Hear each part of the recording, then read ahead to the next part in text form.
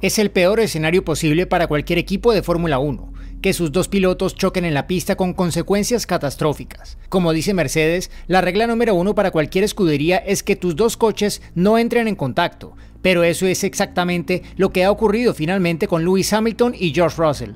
Su colisión en la primera vuelta del Gran Premio de Qatar de 2023 costó a Mercedes valiosos puntos en su batalla con Ferrari por el segundo puesto del Campeonato del Mundo de Constructores, en un día en el que el segundo coche de Ferrari ni siquiera tomó parte de la carrera. También era la primera vez que Hamilton y Russell chocaban de esta forma, y la primera vez desde 2016 que un Mercedes se retiraba tras el contacto con el otro.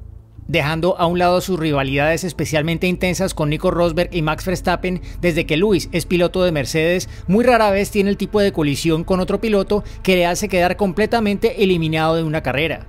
De hecho, Hamilton solo ha sufrido 6 abandonos en la primera vuelta causados por accidentes o colisiones en toda su carrera en la Fórmula 1. Eso es una carrera que abarca más de 300 grandes premios, lo que significa que Hamilton se ha retirado como resultado de colisiones en la primera vuelta con otros pilotos en menos del 2% de las carreras de Fórmula 1 en las que ha tomado la salida. Lo que te dice esta estadística es que Lewis Hamilton, como era de esperar de un 7 veces campeón del mundo, con el mayor número de victorias y poles de todos los pilotos de Fórmula 1, suele ser increíblemente bueno a la hora de juzgar exactamente dónde y cómo colocar su coche en las batallas rueda a rueda. Desgraciadamente en esta ocasión, el juicio ultra preciso de Hamilton le abandonó, por segunda vez en las últimas 4 carreras, si tenemos en cuenta el incidente atípico que tuvo con Oscar Piastri de McLaren en Monza. En el calor del momento, la reacción de Hamilton fue culpar a Russell por el accidente, pero juzgando el incidente por su propio mérito, es muy difícil ver qué más se suponía que tenía que hacer Russell en ese escenario. Hamilton no tenía suficiente impulso para realizar ese adelantamiento, necesitaba más velocidad o una trazada más amplia para tomar esa curva sin hacer contacto. Podría haber funcionado mejor si solo Verstappen hubiera estado allí en su interior, pero 3 coches a la vez en una curva muy rara vez funciona, especialmente para quien está en el exterior, en este caso Hamilton.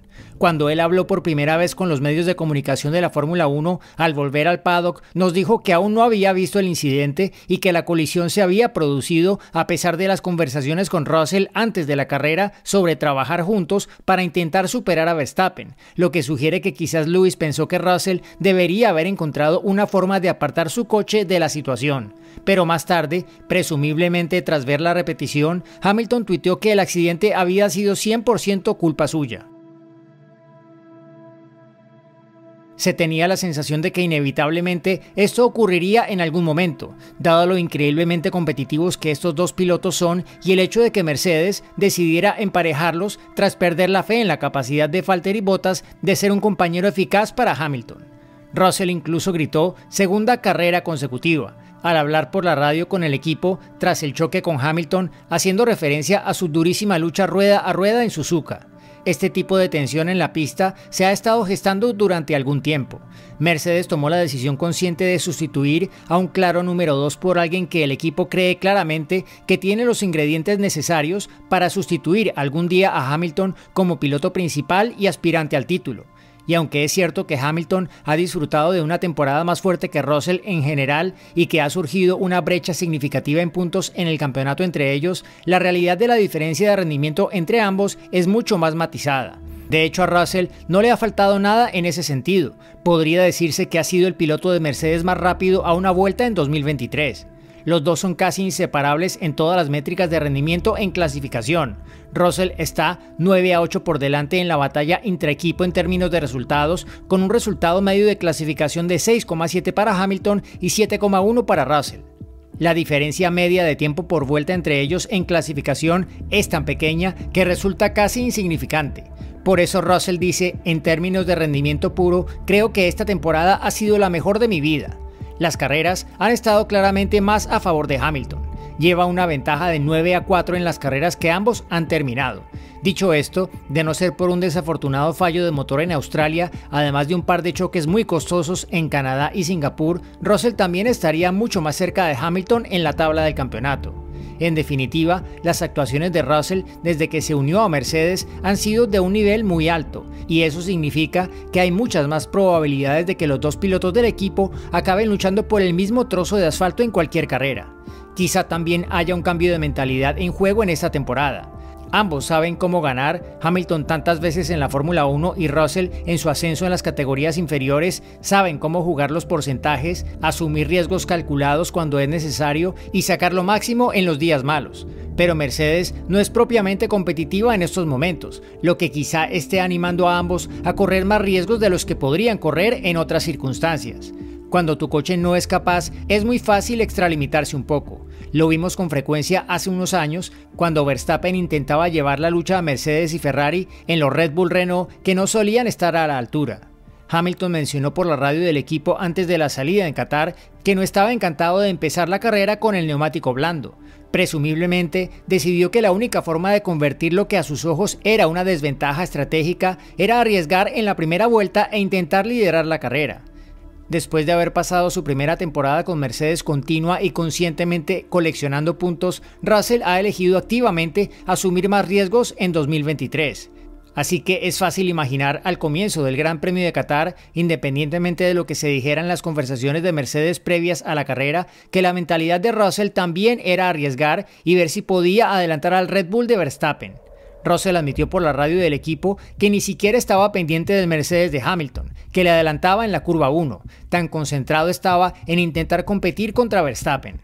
Así pues, tienes a dos pilotos ultra competitivos, de niveles similares de habilidad, ambos con el mismo objetivo en mente, empezando la carrera desde posiciones similares, con el mismo coche y ambos absolutamente decididos a intentar conseguir el mejor resultado posible. Russell también dijo que no veía ninguna razón por la que Mercedes no pudiera haber desafiado a Verstappen, pues creía que el ritmo de carrera del equipo era mejor que el de los McLaren que finalmente coparon el podio, y sin duda eso influyó en la forma en que ambos pilotos de Mercedes afrontaron esta carrera. Cuando esa ambición individual chocó con la realidad, también lo hicieron sus coches.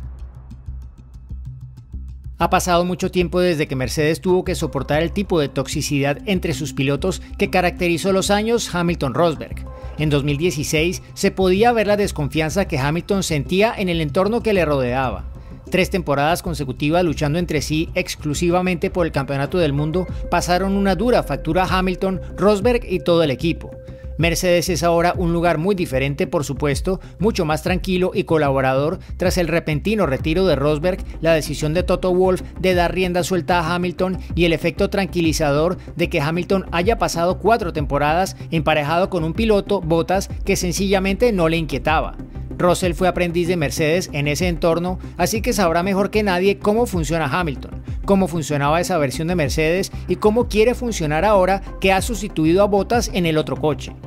Mercedes publicó imágenes de Hamilton y Russell abrazados tras el accidente de Qatar con la leyenda "Los hechos hablan más que las palabras", pero las medidas que tome Mercedes para evitar que se repita el incidente serán igualmente importantes. Mercedes dice que planea hablar de ello a puerta cerrada, insistiendo en que ambos pilotos fueron magnánimos al tratar la situación inmediatamente después de la carrera. Así que básicamente el plan es discutir lo ocurrido en privado y pasar página rápidamente. Mercedes elaboró un documento durante los años Hamilton-Rosberg, conocido como su Declaración para Correr, diseñado para establecer exactamente cómo debe abordar el equipo las carreras y garantizar que los objetivos del equipo no se vean comprometidos por las acciones de sus pilotos. Mercedes califica 2016 de gran experiencia compartida sobre cómo abordar y aprender de momentos como la colisión de Qatar. El equipo afirma que esa será la base de cómo hablemos de las cosas y avancemos. Pero al mismo tiempo, Mercedes también es muy consciente de lo que denomina la tensión competitiva entre los dos pilotos, algo que solo será más difícil de gestionar si Mercedes construye un coche capaz de luchar por las victorias en carrera y por los títulos del mundo. Esta tensión es siempre un arma de doble filo, capaz de llevar a un equipo a nuevas cotas competitivas, pero igual de capaz de estallar en la cara de todo el mundo cuando lo que está en juego es lo más importante. Mercedes describe la perspectiva de gestionar una situación así como un privilegio y afirma que desea activamente volver a estar en esa situación y tener esos retos ante nosotros, por lo que eso dirá en última instancia sobre el restablecimiento de la competitividad del equipo en caso de que se produzca. Tal vez sea así, pero eso también significa que la vida se volverá muchísimo más difícil para todos los que forman parte de ese equipo. Cuando dos pilotos de primera tienen el premio más grande en la mira y un coche capaz de dárselo, no hay casi nada que alguien pueda hacer para mantener a raya el impulso competitivo y, en consecuencia, las chispas que los roces internos acaben por generar.